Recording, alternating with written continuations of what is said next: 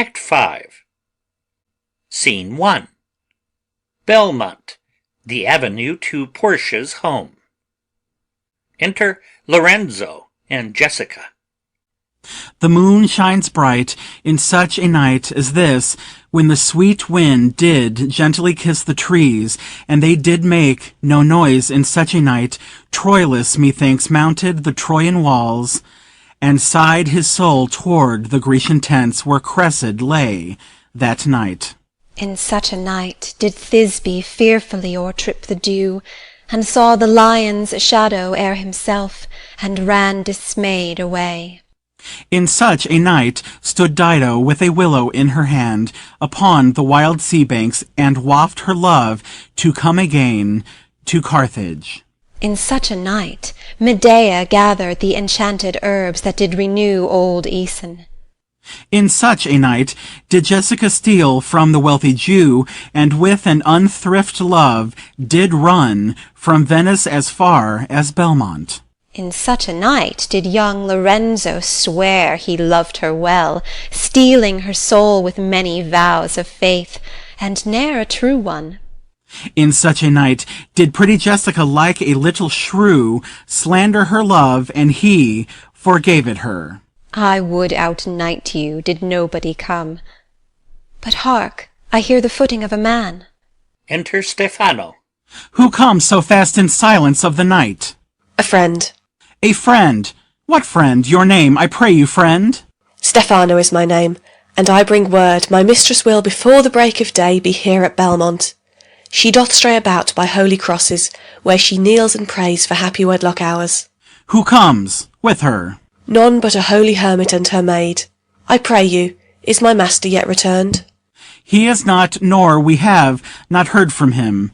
But go we in, I pray thee, Jessica, and ceremoniously let us prepare some welcome for the mistress of the house. Enter Launcelot. Sola, sola, wo-ha-ho, sola, sola. Who calls? Sola, did you see Master Lorenzo? Master Lorenzo, sola, sola. Leave helloing, man, here. Sola, where?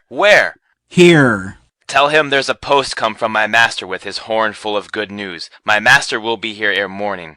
Exit. Sweet soul, let's in, and there expect their coming. And yet, no matter, why should we go in?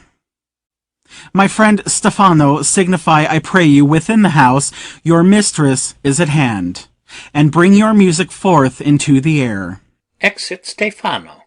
How sweet the moonlight sleeps upon this bank! Here we will sit and let the sounds of music creep in our ears, soft stillness, and the night become the touches of sweet harmony.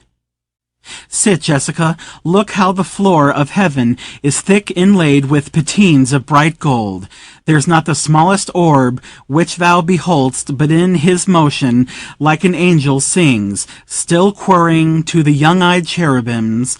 Such harmony is in immortal souls. But whilst this muddy vesture of decay doth grossly close it in, we cannot hear it.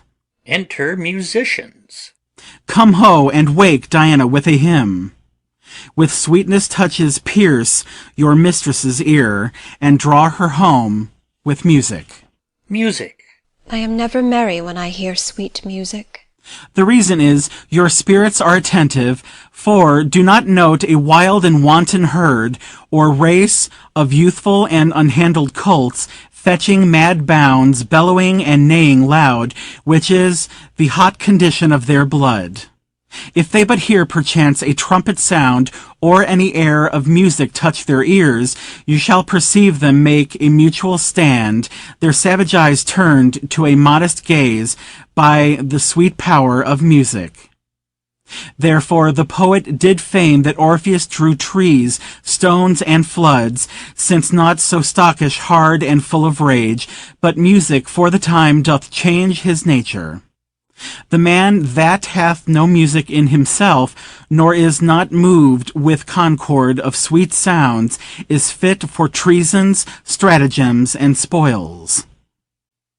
The motions of his spirit are dull as night, and his affections dark as Erebus. Let no such man be trusted. Mark the music. Enter Portia and Nerissa at a distance. That light we see is burning in my hall. How far that little candle throws his beams! So shines a good deed in a naughty world. When the moon shone, we did not see the candle. So doth the greater glory dim the less. A substitute shines brightly as a king until a king be by, and then his state empties itself, as doth an inland brook into the main of waters. Music, hark!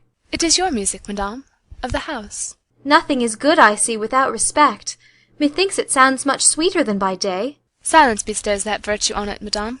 The crow doth sing as sweetly as the lark when neither is attended, and I think the nightingale, if she should sing by day when every goose is cackling, would be thought no better a musician than the wren.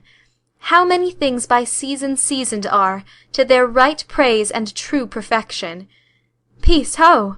The moon sleeps with Endymion, and would not be awaked. Music ceases. That is the voice, or I am such deceived, of Portia. He knows me as the blind man knows the cuckoo by the bad voice. Dear lady, welcome home. We have been praying for our husband's welfare, which speed we hope the better for our words. Are they returned?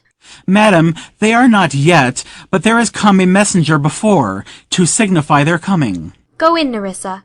Give order to my servants that they take no note at all of our being absent hence, nor you, Lorenzo, Jessica, nor you. A tucket sounds.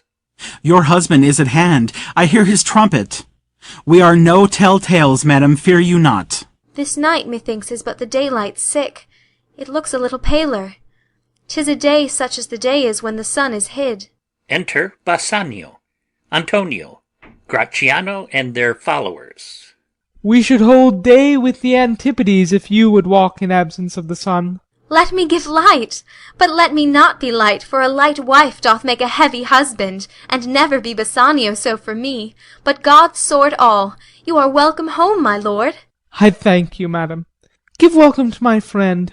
This is the man, this is Antonio, to whom I am so infinitely bound. You should in all sense be much bound to him, for as I hear he was much bound for you.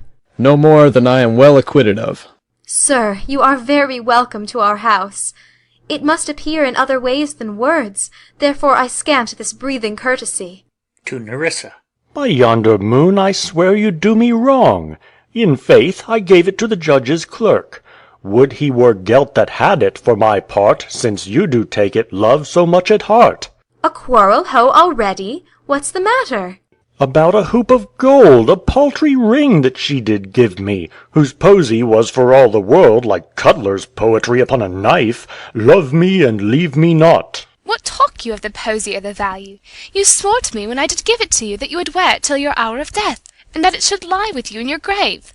Though not for me, yet for your vehement oaths, you should have been respective and have kept it. Gave it to judge's clerk. No, God's my judge, the clerk will ne'er wear hair on's face that had it. He will, and if he live to be a man.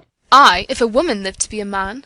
Now, by this hand, I gave it to a youth, a kind of boy, a little scrubbed boy no higher than thyself, the judge's clerk, a prating boy that begged it as a fee. I could not for my heart deny it him. You were to blame. I must be plain with you.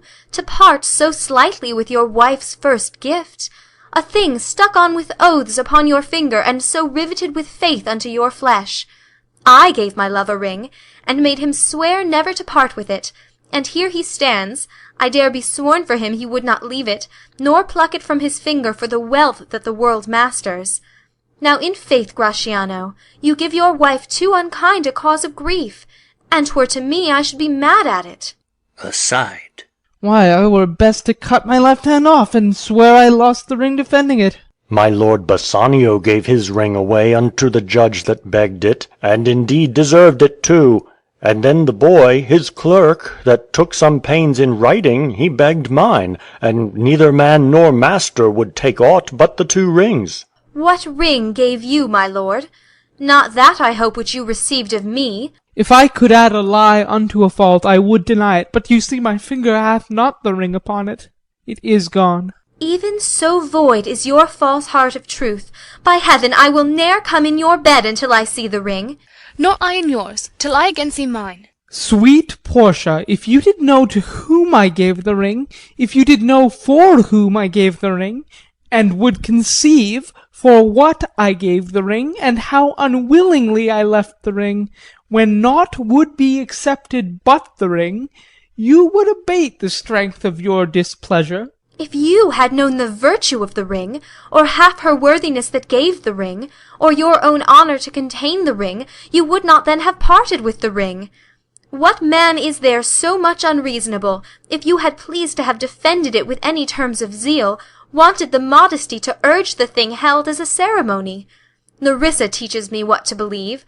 I'll die for it, but some woman had the ring. No, by my honour, madam, by my soul, no woman had it, but a civil doctor, which did refuse 3,000 ducats of me, and begged the ring.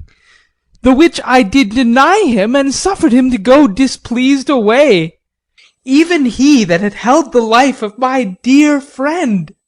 What should I say, sweet lady? I was enforced to send it after him. I was beset with shame and courtesy. My honour would not let ingratitude so much besmear it. Pardon me, good lady, for by these blessed candles of the night, had you been there, I think you would have begged the ring of me to give the worthy doctor. Let not that doctor e'er come near my house, since he hath got the jewel that I loved, and that which you did swear to keep from me. I will become as liberal as you. I'll not deny him anything I have, no, not my body, nor my husband's bed. Know him I shall, I am well sure of it. Lie not a night from home, watch me like Argus. If you do not, if I be left alone, now by mine honour which is yet mine own, I'll have that doctor for mine bedfellow. And I his clerk. Therefore be it well advised how you do leave me to my own protection. Well, do you so. Let me not take him then, for if I do, I'll mar the young clerk's pen. I am the unhappy subject of these quarrels. Sir, grieve not you. You are welcome notwithstanding. Portia, forgive me this enforced wrong. And in the hearing of these many friends, I swear to thee, even by thine own fair eyes, wherein I see myself. Mark you but that. In both my eyes he doubly sees himself, in each eye one. Swear by your double self, and there's an oath of credit. Nay, but hear me. Pardon this fault, and by my soul I swear I never more will break an oath with thee. I once did lend my body for his wealth, which, but for him that had your husband's ring, had quite miscarried. I dare be bound again, my soul upon the forfeit, that your lord will never more break faith advisedly. Then you shall be his surety. Give him this, and bid him keep it better than the other. Here, Lord Bassanio, swear to keep this ring.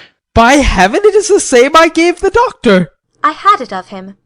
Pardon me, Bassanio, for by this ring the doctor lay with me. And pardon me, my gentle Gratiano, for that same scrubbed boy, the doctor's clerk, in lieu of this last night did lie with me. Why, this is like the mending of high ways in summer, where the ways are fair enough. What? Are we cuckolds ere we have deserved it? Speak not so grossly. You are all amazed. Here is a letter. Read it at your leisure. It comes from Padua, from Bellario. There you shall find that Portia was the doctor, Nerissa there her clerk. Lorenzo here shall witness I set forth as soon as you, and even but now, returned. I have not yet entered my house. Antonio, you are welcome, and I have better news in store for you than you expect. Unseal this letter soon.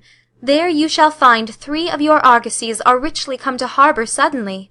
You shall not know by what strange accident I chanced on this letter. I am dumb. Were you the doctor? And I knew you not? Were you the clerk that is to make me cuckold? Ay, but the clerk that never means to do it, unless he live until he be a man. Sweet doctor, you shall be my bedfellow. When I am absent, then lie with my wife. Sweet lady, you have given me life and living, for here I read for certain that my ships are safely come to road. How now, Lorenzo? My clerk hath some good comforts too for you. Ay, and I'll give them him without a fee. Therefore I do give to you and Jessica, from the rich Jew, a special deed of gift, after his death, of all he dies possessed of. Fair ladies, you drop manna in the way of starved people. It is almost morning, and yet I am sure you are not satisfied of these events at full. Let us go in, and charge us there upon interrogatories, and we will answer all things faithfully. Let it be so. The first interrogatory that my Nerissa shall be sworn on is, where till the next night she had rather stay, or go to bed now, being 2 hours to day. But were the day come, I should wish it dark, till I were couching with the doctor's clerk. Well, while I live, I'll fear no other thing so sore as keeping safe Nerissa's ring. Exeunt. End of Act 5 and end of The Merchant of Venice by William Shakespeare.